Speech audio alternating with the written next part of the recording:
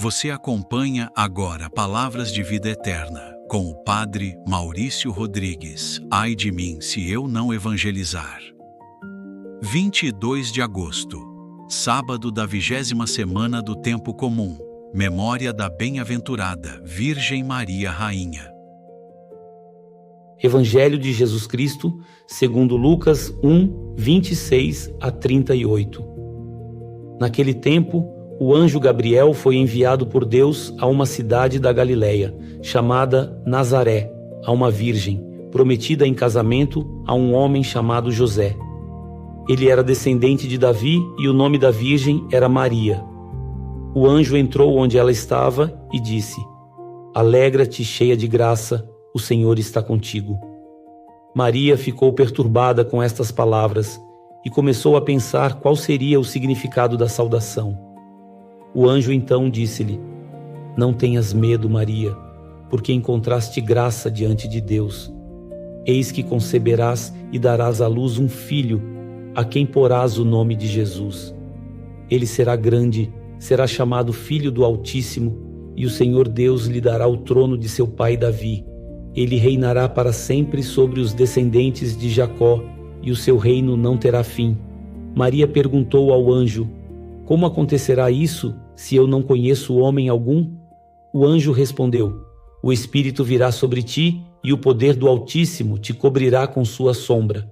Por isso, o menino que vai nascer será chamado Santo, Filho de Deus. Também Isabel, tua parenta, concebeu um filho na velhice. Este já é o 6º mês daquela que era considerada estéril, porque para Deus nada é impossível. Maria então disse: Eis aqui a serva do Senhor, faça-se em mim segundo a tua palavra. E o anjo retirou-se. Palavra da salvação. Deus escolheu, para a maior das suas visitas, um lugar que ninguém conhecia. Uma casa simples numa cidade pequena chamada Nazaré, de onde ninguém esperava nada.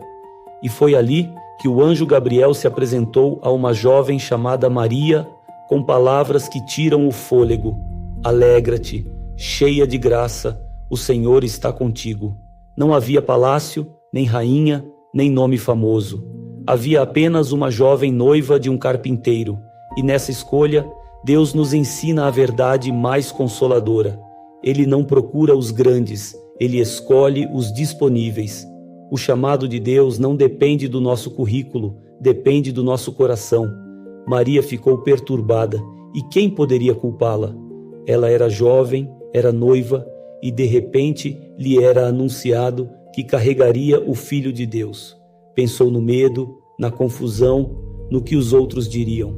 Mas o anjo não a deixou no medo. Não temas, Maria, o Espírito Santo virá sobre ti. E nessa promessa está uma verdade que precisamos ouvir hoje. Quando Deus chama, Ele também capacita. Ele não pede nada que não dê forças para realizar.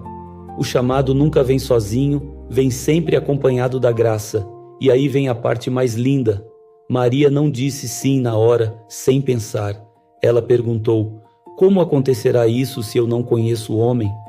Não era dúvida, era desejo de participar, de entender o plano. Ela não era uma boneca que aceita tudo calada, era uma mulher que conversava com Deus. E quando entendeu que para Deus nada é impossível, soltou a frase que mudou a história do mundo: Eis aqui a serva do Senhor, faça-se em mim segundo a tua palavra. Naquele sim o céu se abriu, Deus se fez homem, a salvação entrou no mundo. Tudo o que celebramos depende daquele sim. E essa história não é só sobre Maria, é sobre você. Deus continua batendo na porta, enviando mensageiros, chamando pessoas simples para coisas grandes. E a pergunta que fica é: qual é o seu sim? Para perdoar, para servir, para confiar, para entregar o problema que você não consegue resolver. Maria não era capaz, era uma jovem simples de Nazaré, mas disse sim e Deus fez o resto. Deus não precisa da nossa capacidade, precisa da nossa disponibilidade. E toda a Eucaristia é uma anunciação. Jesus se entrega na mesa e espera o seu sim. Que a gente aprenda com Maria a não ter medo, a conversar com Deus e, acima de tudo, a dizer sim, porque foi um sim que mudou a história e o seu sim também pode mudar a sua. O Senhor te abençoe em nome do Pai e do Filho e do Espírito Santo. Amém.